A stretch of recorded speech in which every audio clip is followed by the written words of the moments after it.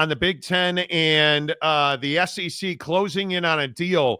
And I originally started working on this because I wanted to more understand the governance component that we talked about on the show yesterday, that gave the power conferences a 65% voting weight in all major decisions on the D1 Council.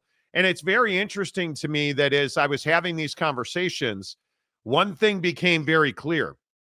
The Big Ten and the SEC have apparently reached a deal. I was told today by multiple sources that the SEC and the Big Ten, Tony Petitti, did know that there was all this talk about how Tony Petitti was going to have to bend the knee and completely compromise. And that apparently is not the case, as Greg Sankey and Tony Petitti have had extensive conversations over the last week that resulted in a pretty good understanding of where the two conferences are headed, and they seem to be headed in the right path. Greg Sankey, I am told, has made it very clear that he is not opposed in any way, shape, or form to playing 9 SEC conference games, but the argument has never been about conference games. It has been about the number of P4 opponents that power conference teams are willing to schedule. Greg Sankey's attitude is you need to play 10 P4 games a year. And that's apparently been one of the biggest rifts, not only with Tony Petitti, but also with Jim Phillips and the ACC, who has been very, very hesitant to agree to any minimum number of Power 4 games on a schedule. But as we now move forward, because this governance thing yesterday that gave the power conferences 65% of the vote, what does that really tell you, though? Well, what it did is hand the Big Ten and the SEC an overwhelming amount of power because they already control the college football playoff. So essentially what their vision is what is going to happen. And it's a matter of who's on board and who's not. And it is very clear here that Tony Petitti and Greg Sankey have, it feels like now, after talking to people familiar with the situation, resolved a lot of the differences that had been dividing them. I think this is absolutely the right direction to go, which is 10 power games, because, Jake, I don't see any need to play 3 or as many as 4 gimme payday games on your schedule.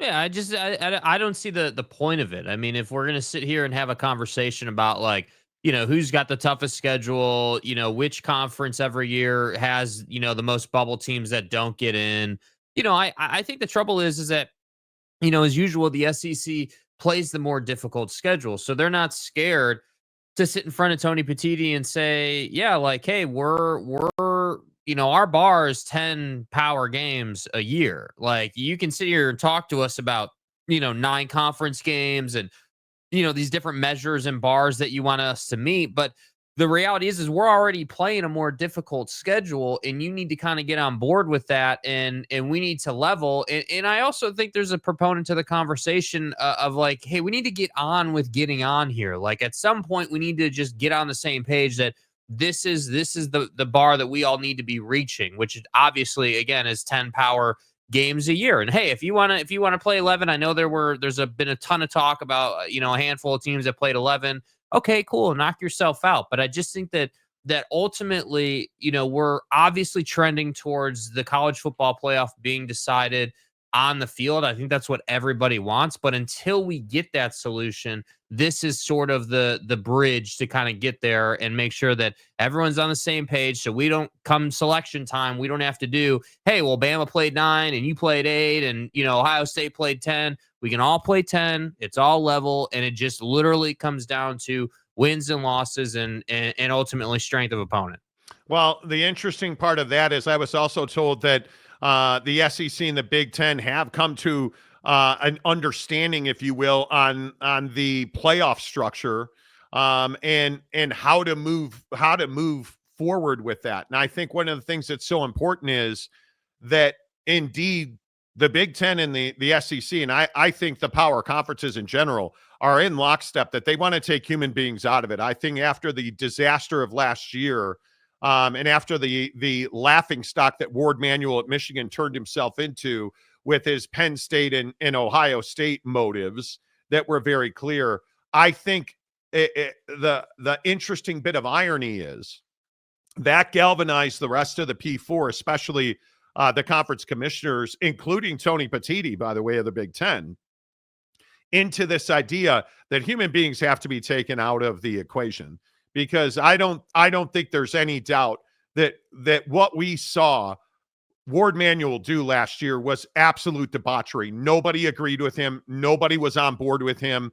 The idea that Ward Manuel simply threw out strength of schedule and strength of opponent to make sure that, or what he thought was making sure that Ohio State had to travel the most difficult road and that Epstein U had the easiest road. Well, flip the script. It turns out that's not exactly what happened. And Ohio State, as I say all the time, went on to win what is inarguably the most difficult college football championship we've ever seen.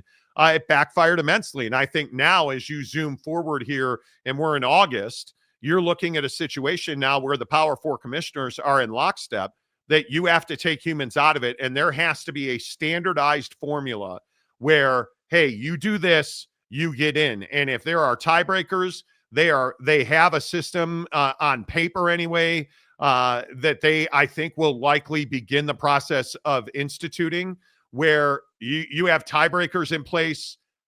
I think this is exactly what needs to happen. And it is very interesting. If you read what this governance change meant, here is the actual writing of it from ESPN.com.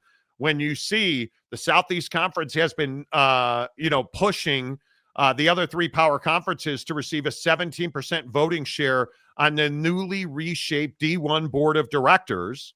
And I think it is a very, very interesting move, because you read that next line. If one of the four conferences disagreed with the proposal, the other could still band together to pass it with 51% of the vote. So if you have Tony Petitti and Greg Sankey in lockstep, you're going to get what those two want. That's what this says. And you look at the last paragraph, the D1 board deals with finances, litigation, and infractions unrelated to conditions set in the $2.8 billion antitrust settlement that allows schools to pay players as of July 1st. What this is telling you is that the SEC and the Big Ten, as long as they are in lockstep, have the overwhelming control of the future of college football. And I don't think that's surprising to anybody. And in my opinion, one of the biggest parts of this was also my sources telling me today that the Power Four commissioners have in fact been in contact with Donald Trump, and they are working on this new entity that will include athlete compensation. And I think one of the other interesting stories, and this is something that really got me pushing forward and talking to people that I know, was this whole idea of unionizing college football players, and this whole idea of making sure that they have, essentially what comes down to union type protections to afford them the ability to leverage their name, image, and likeness to make a living. And whether that living ever happens in professional sports doesn't matter. What the movement is to make sure if you're a college football player, that you have the ability to get compensated, while at the same time the universities, the conferences, and the NCAA get compensated as well. Jake, I just think it all makes sense, and you're seeing all these big moves come together, and we may be at a point where all these rivers connect and we're all flowing downstream in the same direction now. Yeah, absolutely. And I think that the thing here that really stands out to me is you kind of have these two situations running parallel to each other. You have the president, and the new entity, and that sort of conversation working alongside, Greg Sankey and Tony Petitti getting back on the same page with, how we're going to determine the CFP and, what is that baseline for competition level, and things like that. And it's all sort of working towards a new entity happening. And I think, we've been talking about it on this show for, it must be, at least a year, if not longer, about how college football is slowly but surely, trudging towards a new entity for the Power Four to govern themselves and to frankly create a better playoff system. Because the other thing that needs to be said here, is I do believe, certainly it's my opinion, that we would be better in a situation where it's all decided on the field, it's all laid out. We know what these teams are playing for. We know what's on the line. Instead of it being, well, you're playing for a spot in the top 12, and then we're going to kind of see like where we go from there, and it's all decided by a committee that, like you said, last year was completely biased. So to me, I just think that college football is not in a bad place, but I think Right. the problem is that there's so much happening. Once politicians and Congress and courtrooms and all that start getting involved, I think people get a little bit confused on what the end goal here is. And I truly believe that everyone's end goal is simply to just simplify the whole conversation. I Yeah. want to know what these two teams are playing for. I want to know, what a kid's story was, what the impact on the game is, like we just want to be able to put that together easier. And I feel like it's very complicated right now, and it just doesn't need to be. And again, the single biggest problem is that there are so many schools involved in college football that you have to create a new entity, and creating that new entity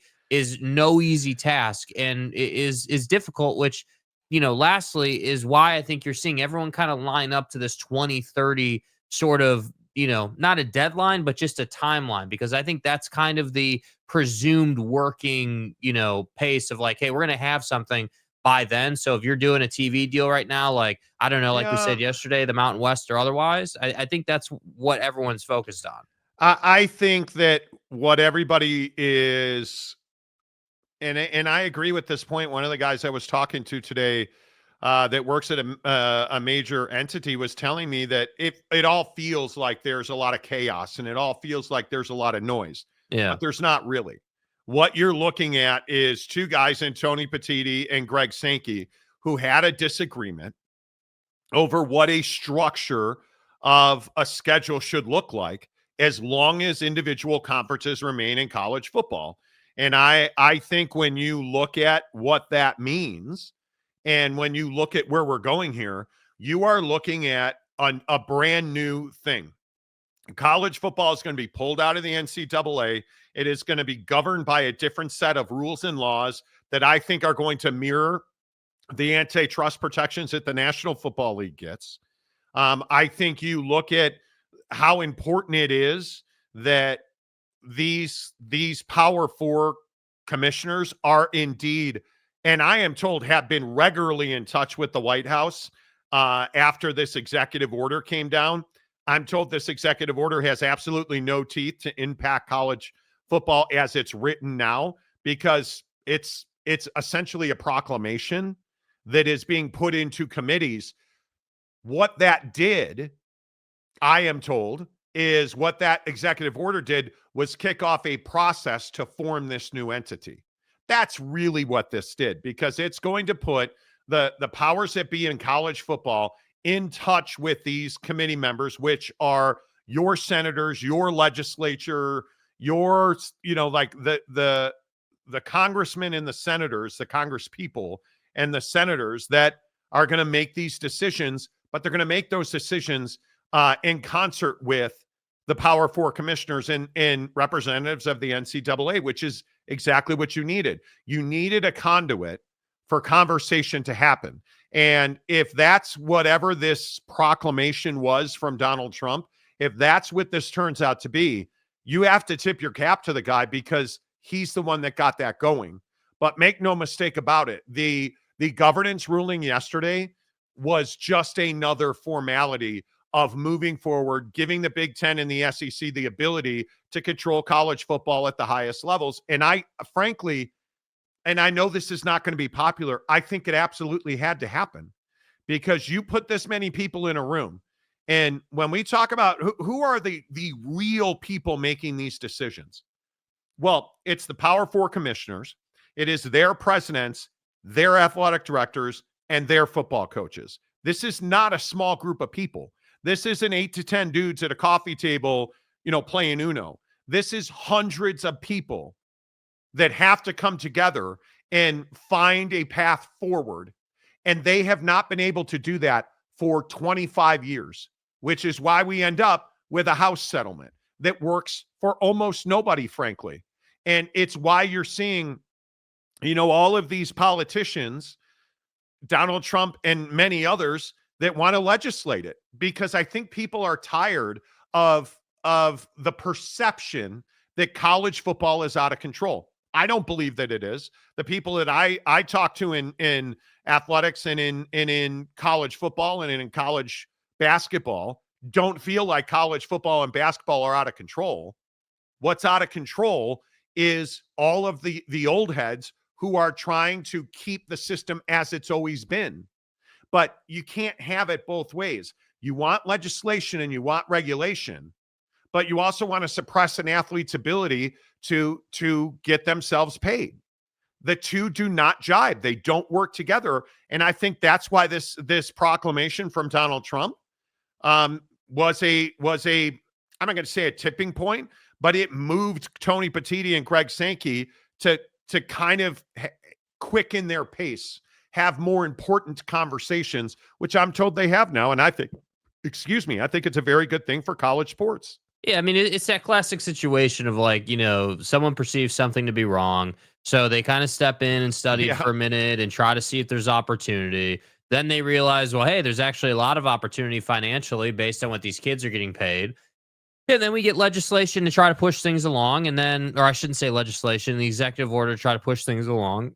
And then, yeah, Tony Petitti and Greg Sankey decide, hey, maybe it's in the best interest of everybody who's already involved for us to get on the same page and smooth this out a little bit. Yes. And that's where I say, like, the posturing that went down with Sankey and Yormark versus Tony Petitti, and by extension, but not as much, Jim Phillips, I just thought was fascinating because, the problem always had been that Tony Petitti was dying on this 4-4-2-2-1 auto bid hill. Yes. And there was no reason for him to do that, in my opinion, because again, every year the Big Ten's already getting, between 2 and 3 teams in already, right? You're already getting, like last year, you got a mediocre ass Indiana team in that only got in because of their record, not because of who they played, not because everyone thought they were a great team. And it's unfortunate that ultimately last year's college football playoff was built in a way to favor the Big Ten and not the SEC. And I'm not sitting here certainly saying that the SEC should have, some huge advantage or favorability, but it's got to be even on some level. And I think there's nobody. Why is it so outlandish to say that the SEC has that? Have they not earned that? I mean, yeah, they've earned it. They've won enough games, but I think just on face value, like if you're putting a what amounts to a tournament at the end of the football season together to decide your national champion, I mean, of course you want it to be as level as possible. Like it should just be, hey, like who did you play? Obviously, what's your record? Who did you play? That formula that we all know and love. But the problem is it goes one step further when you have humans evaluating it. So my point is that the Big Ten and the SEC are in this place where you have Tony Petitti before, the story we're talking about today, in a place where he's like trying to defend the Big Ten schedule and trying to say that they play like a super difficult schedule and all of it's just all this posturing. And the reality is that the college football playoff, whether it's perceived to be difficult to understand or not, or whether people think college football is in a bad spot or not, it needs to get to a point where someone who knows nothing about college football, knows nothing about the teams, can turn the TV on and say, yep, if this team wins, they're going here, there, and the other, and make it super easy. And I think once you get to that place, you don't have these problems anymore. I think this whole thing about the 5-11, and much to my own credit,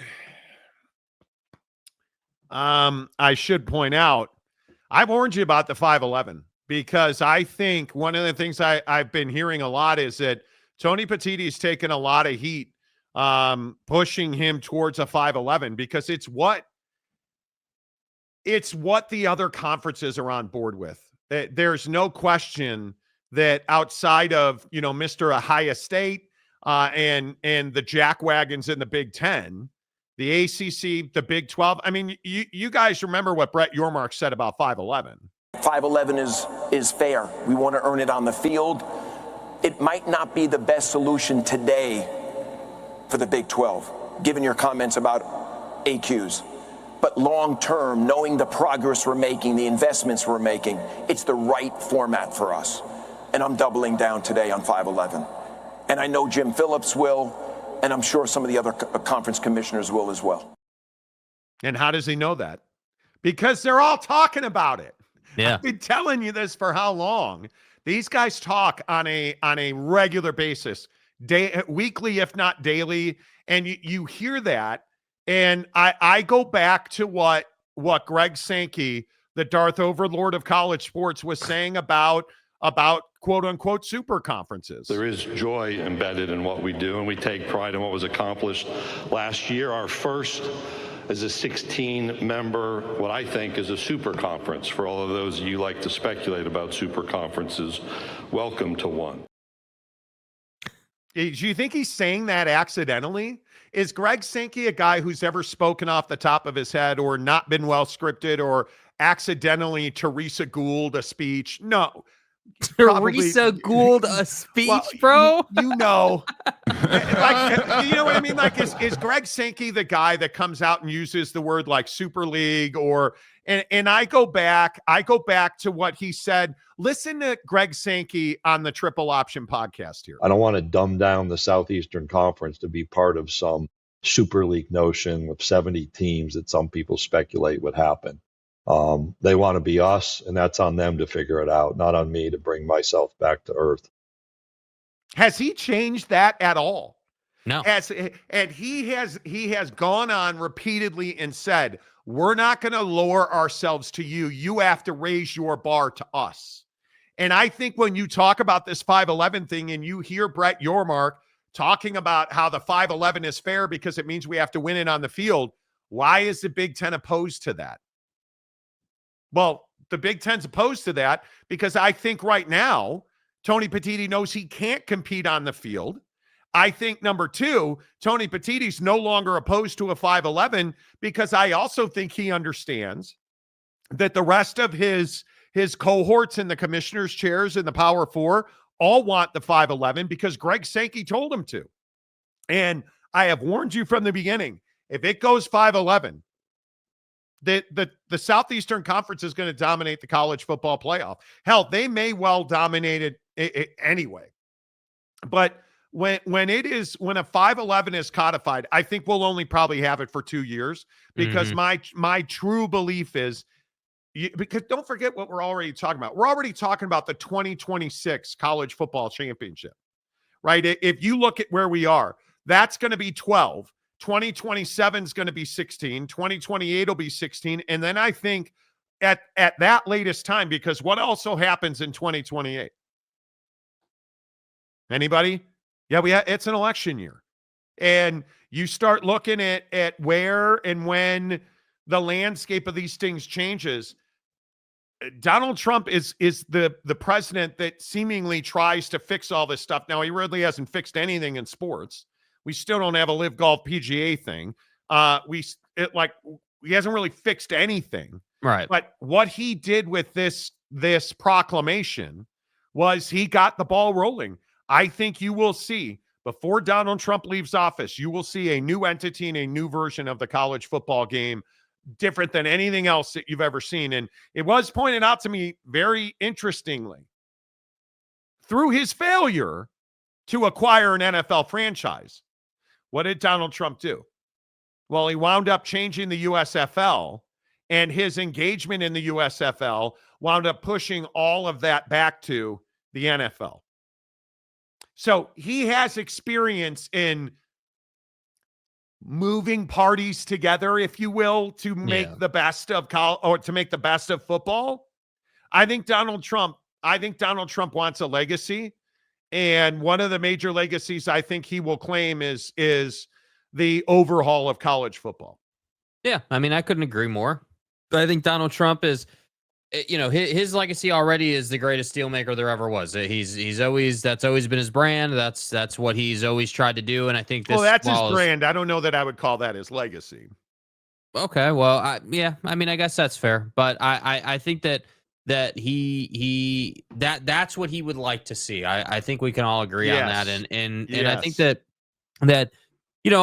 I don't know how much, obviously a lot, but like it's difficult to say how much, Greg Sankey or Tony Petitti would consider 2028 in that timeline because of what's going to happen in the White House in their decision Yes. making and just how hard they're going to push for things or not push for things. But what I do know is that I think that part that you had brought up about like how college football is perceived right now, like a lot of people perceive college football to be a problem when it's really not a problem. Like there's just a couple, in my opinion, a couple of these core fundamentals that have to be just smoothed out because there's so many people talking about. Obviously, the way NIL works, I feel like people are still walking on eggshells with it. Like you've got the Texas Techs of the world who are just absolutely smashing and doing great business and doing what they can do to win and acquiring players and all of that, which is great. I have no hard feelings with that at all. I think that's what you should No. be doing right Yeah. now. But I think that the hard part is there's still, I feel like, this stigma of like, hey, like, like how does NIL work and what's legal and what's not and what are we going to change? And like, so NIL is definitely one piece. Then you've got the CFP and the structure and how wins and losses are evaluated on a schedule more than just who won or lost the damn football game. Like so to me, those are the two things. And then you pile on top Donald Trump and 2028 being an election year and a new president coming in because this is his second term already. So Allegedly. I'm sure we'll get another executive order to cure cancer, but ultimately, I don't think college football is in a terrible spot when we're all sitting here absolutely pining for week 0 or week 1. But I think one other point that I want to make about this Donald Trump thing. And I think, Jake, we talked about this. And you're obviously, as a slow adult, you may not have picked this up, but you may or may not have picked this up. But remember what I said. Donald Trump's proclamation is so far off the reservation. Mm-hmm. They have nothing. They can make no money. They're going to school. They're getting an education. Fuck them. Right. Like It was so opposite of the House settlement. The point was made to me that, well, that's a negotiating tactic. Mm-hmm. You have the House settlement here, you have the proclamation here, and the solutions in the middle. And I think that's absolutely true. Yeah. And I think that might be why the again, executive order / proclamation was written the way it was written. Yeah, I mean, there are definitely contrasts. Clearly, I mean, there's clearly this dynamic of. And I'm not going to sit here. Maybe he did, maybe he didn't. I don't know. I'm not going to sit here and say that Donald Trump wrote that proclamation executive order the way he did because he wanted to affect change that way. My opinion is I think that all he cares about is making money. That's like you want to talk about a legacy. But isn't that why it's so odd that he stripped all of the money-making ability of athletes out? Like that you guys remember the executive order he wrote, remove the ability, Donald Trump's executive order, remove the ability of college athletes to make money as college athletes. Yeah.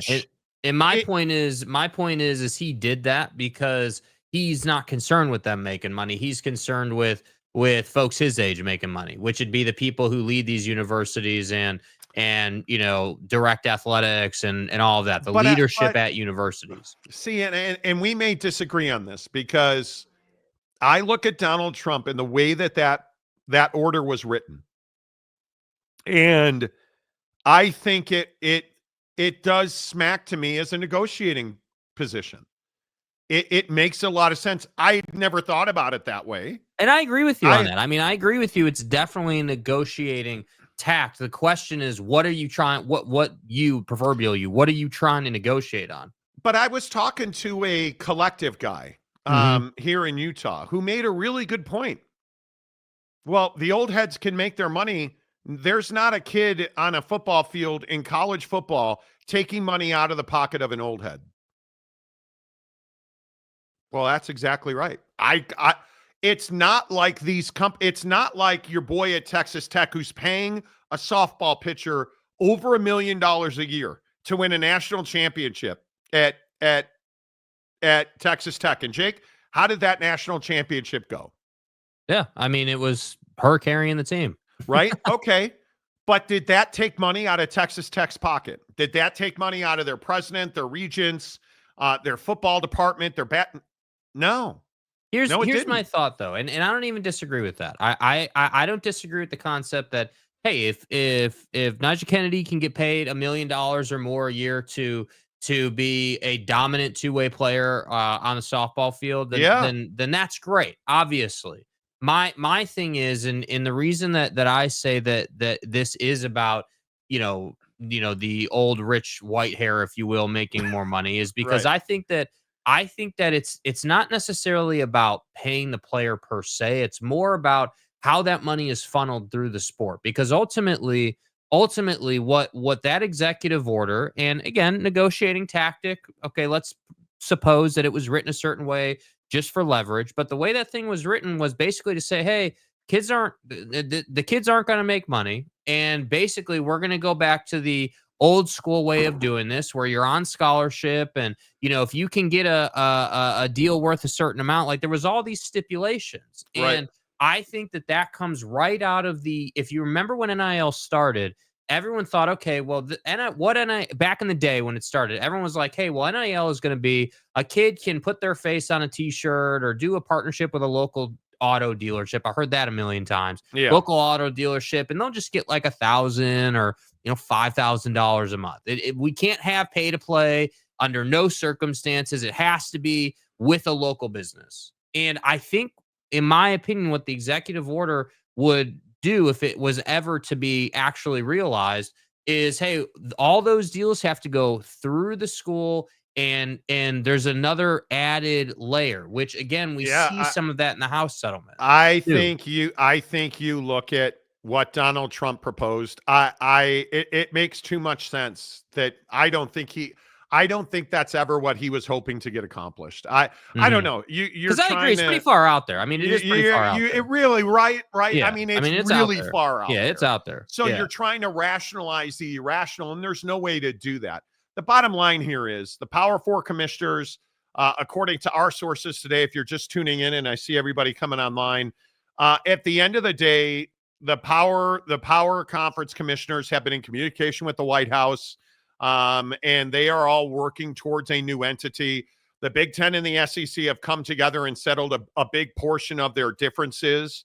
And the Big Ten and the SEC are moving to install a playoff structure that includes a strict, rigid set of qualifications to make the college football playoff that will have a heart and soul around strength of schedule and your schedule against other power conference opponents. And I think that's exactly what it has to be. And I think that this new entity is we are probably 3 full football seasons. If you count 26, 27, and 28, I think we're 3 full football seasons away from seeing a new entity installed and executed. And I think that makes a lot of sense. Quite frankly, I don't know how you continue to play the game of college football without it. I Yeah. think that is And I that's the think one of the thing. only big question marks left at that point, once they get all that figured out, is just the TV partner part of it. Obviously, we have stuff to talk about in that realm today, but I just think there's gonna have to be hey, well, ESPN right now has obviously the biggest chunk in college football with the CFP, Big 12, SEC, ACC. ACC, and then, so there's just going to have to be, a massaging with the different partners, because in my opinion, ESPN and Fox to me are the two most enjoyable. I really miss the big time CBS SEC game now that that's not a thing anymore. But I Vern just, Lundquist. yeah, like those are the days. But if you're gonna put a new entity together, a super league, I'll be very curious to see how things like the DTC package from ESPN or anything else would play into that, because there's gonna be negotiating.